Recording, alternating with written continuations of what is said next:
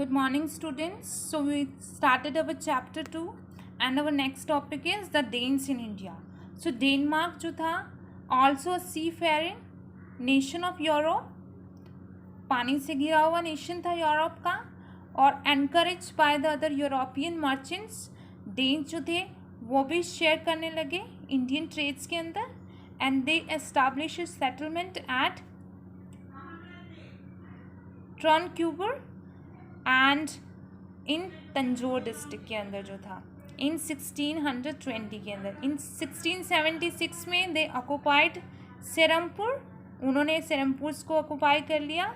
However they could not stand a foot hold in India, और वो अपना क्या जमा नहीं सके इंडिया के अंदर अपना trade, and they finally sold their settlement to the British government in 1845। और उन्होंने अपनी जो जितनी भी सेटलमेंट्स थी वो ब्रिटिश गवर्नमेंट को सेल कर दी थी 1845 के अंदर।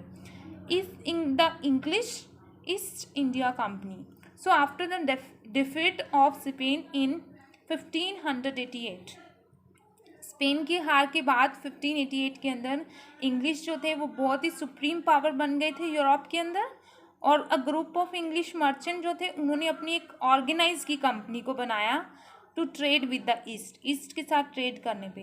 ऑन 31 दिसंबर 1600 क्वीन एलिजाबेथ थी, उन्होंने एक चार्टर ग्रांट किया कंपनीज को to trade in the East Indies. So third voyage जो थी was undertake under the leadership of captain Hawkins. जो थर्ड यात्रा जो थी उनकी तीसरी, वो किसकी लीडरशिप के अंदर हुई थी? कैप्टन हॉकिंस के अंदर। सो नेक्स्ट जो था वो बना, जो लॉर्ड हॉकिंस थे वो लैंड हुए सूरत के अंदर इन इंडिया इन 1612 में, और उन्होंने परमिशन ली फैक्ट्री को सेट करने के लिए at Surat. In 1615 sir Thomas Roe जो थे वो sent to the court of Jahangir by James, उनको जहांगीर की कोर्ट में भेजा गया। किंग ऑफ इंग्लैंड जो थे he was able to secure certain trading concessions for the English company, तो उन्होंने कुछ ट्रेडिंग कंसेशन जो थे वो कंपनी के लिए क्या कर लिए थे? सिक्योर कर लिए थे from the Mughal emperor.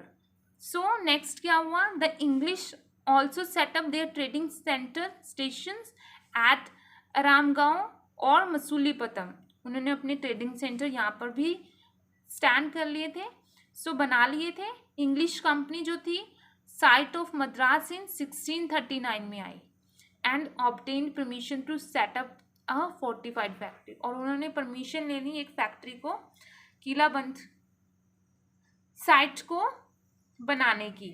So they called Fort Saint George. In 1633 factories जो थी वो सेटअप हो गई बालासूर में, हरिहरपुर में एंड हुगली में इन 1651 के अंदर। सो इन 1661 में इंग्लिश कंपनी जो थी उन्होंने एक आइलैंड लिया of Bombay from Charles to at a nominal rent पे। इट वाज फोर्टिफाइड, और बाद में ये भी किला बंद कर लिया गया इन 1668 में। सो इन्होंने परमिशन ली औरंगजेब से एक फैक्ट्री बिल्ड करने की कैलकाता में। So English bought the villages of, English ने कौन कौन से विलेजेस लिए? सुतनती, कलिकत्ता एंड गोविंदपुरा, और जॉब चारनोक ने फाउंडेशन लीड की कैलकाता के अंदर Sutanati by building a factory there. So Job Charnock के अंदर की परमिशन से वहाँ पर एक फैक्ट्री बिल्ड हुई, और वहाँ दोबारा से वो फैक्ट्री को एक फोर्टिफाइड कर लिया गया, किला बंद कर लिया गया इन 1698 में, and was called fort William, और उसको फोर्ट विलियम कहा गया।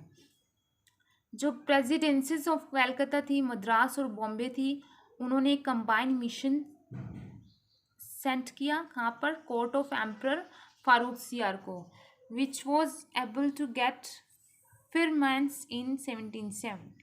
बट इंग्लिश कंपनी जो थी उन्होंने राइट ले लिया ट्रेड करने का फ्रीली इन बंगाल और also to settle around Calcutta, तो उनको राइट मिल गया अपना व्यापार करने का बंगाल के अंदर और कलकत्ता के अंदर सेटलमेंट का। सो कंपनी ने प्रोग्रेस बनाई रैपिड पेस पे बहुत तेज़ी से और एलिमिनेट कर दिया इन्फ्लुएंस ऑफ ट्राइबल पावर्स को इंडिया के अंदर, ख़त्म कर दिया एक तरह से। And they took advantage from the unstable political conditions of India. British वालों ने फ़ायदा उठाया क्योंकि पॉलिटिकल कंडीशन जो थी इंडिया में स्टेबल नहीं थी। सो उन्होंने अपने क्या एस्टैब्लिश किया, British rule in India. So English came as traders, जो इंग्लिश थे वो एज अ ट्रेडर आए थे इंडिया के अंदर, बट वो बाद में क्या बन गए थे, master of this country due to the course of time. सो बाद में वो इस पूरे के पूरे इंडिया के मास्टर्स बन गए थे। So the French east India company in 1664 French जो थे ईस्ट इंडिया कंपनी फॉर्म हुई।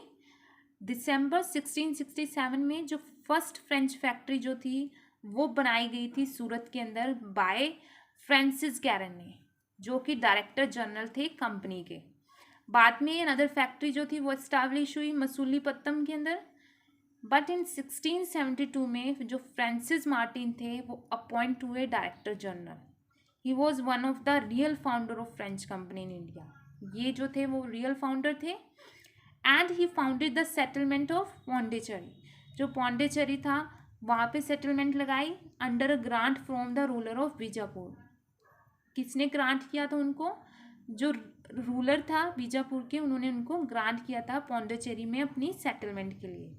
सो फ्रेंच ने भी अपना एस्टैब्लिश कर लिया सेटलमेंट। कहाँ पर, चंद्रनगर, बालासूर, कसीम बाजार ऑन द ईस्ट कोस्ट में और माही ऑन द वेस्ट कोस्ट में।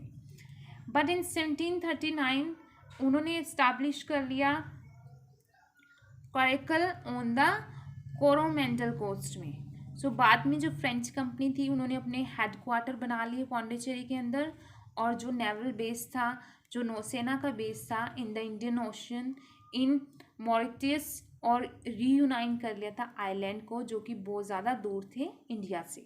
सो although the French were the last to arrive, French जो थे वो बहुत बाद में आए थे इंडिया के अंदर, but they were the only rivals of English. वो इंग्लिश के अकेले राइवल्स थे। सो इंटेंस राइवलरी क्या हुआ, रिजल्ट क्या निकला, 3 कर्नाटिक वॉर्स इन इंडिया, जिसकी वजह से इंग्लिश और फ्रेंच के बीच में 3 कर्नाटिक वॉर्स हुई। We will finish at this topic.